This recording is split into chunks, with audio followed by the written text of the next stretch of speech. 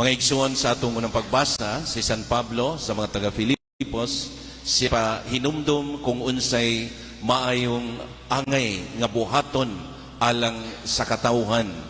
Matud pa niya, kinahanglan magtinabangay, kinahanglan muhimo o muhimo o makaayo sa iyang katawhan o sa iyang isikatan.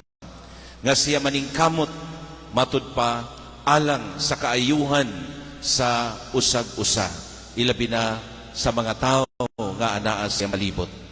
Dini sa atong ebanghelyo karon, si Kristo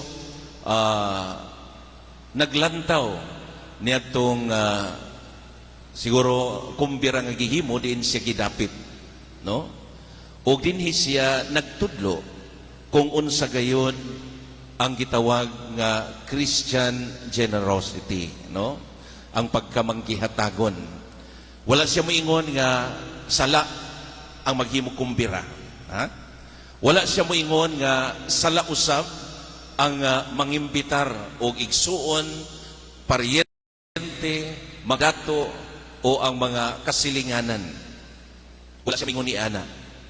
Apan ang iyang gisaysay ang gusto niyang ipaabot kanato, kung kita mahimong manggihatagon sa atong isig kaingon, unsa man ang atong motibo, no?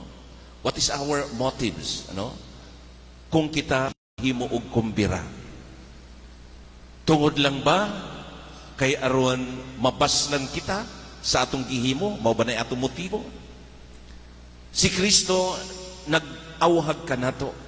Matud pa, kung ikaw maghimo kumbira, ang imong imbitaron ang mga kabos, ang mga bakol, ang mga piang, ang mga buta, no?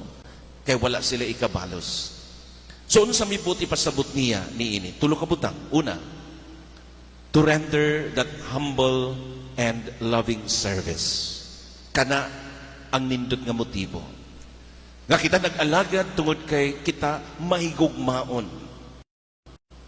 To ka mapaubsanon nga andam mualagad, andam magserbisyo sa kambisan kinsa, bisan sa mga tao nga nasayod ka nga sila dili makabalos kanimo. Ang ania sa imong kasing-kasing sa imong pag-alagad tungod kay ikaw nahigugma kanila. Ikaduha, mga igsuon, tungod kay diha sa imong kasing-kasing aduna kay pagkamaluluyon, no? So naluoy kanila. Ug mausab kini ang kanunay nga gipaabot sa Dios diha kanato. Tungod sa iyang pagkamaluluyon, kita iyang gitubos, kita iyang gihatagan og chance sa atong kinabuhi nga mapag-o kita tungod sa iyang pagkamaluluyon.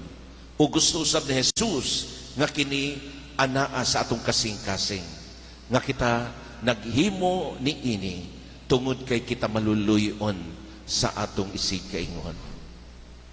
Ikatulo, mga igsuon, tungod kay nasayod kita nga kitang tanan mga anak. Importante nga kung ato ka nang ma-realize sa atong kinabuhi, makaingon kita, kitang tanan di ay equal, pantay-pantay sa mata sa Dios.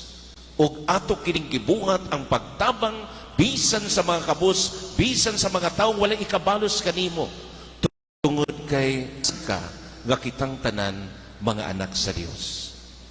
Mga igsuon, mangutana ta sa atong kaugalingon, unsa man ang akong motibo kung ako mutabang sa akong isig katao?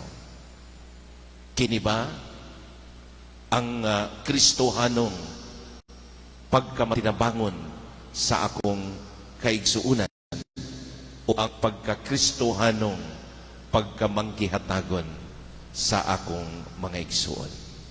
Amen.